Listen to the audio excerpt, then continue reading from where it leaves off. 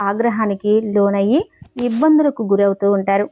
అసలు దేవుని గది ఏ వారం శుభ్రం చేయాలి, ఎలా శుభ్రం చేయాలి, ఎలాంటి పద్ధతులను పాటిస్తే దేవుడు అనుగ్రహం మన మీద ఉంటుంది అన్న వివరాలను ఇప్పుడు తెలుసుకుందాం.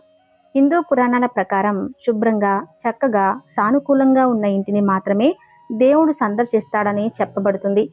కాబట్టి ఇంటిని ఎప్పటికప్పుడు శుభ్రం చేసుకుంటూ పూజా గదిని అలంకరించుకోవటం వల్ల భగవంతుడు ఇంటికి తప్పక వస్తాడు. ఇంటిని శుభ్రపరచుకోవడంలో భాగంగా పూజా గదిని శుభ్రపరచడం కూడా చాలా అవసరం. కాకపోతే కొన్ని జాగ్రత్తలు తీసుకోవాల్సి ఉంటుంది.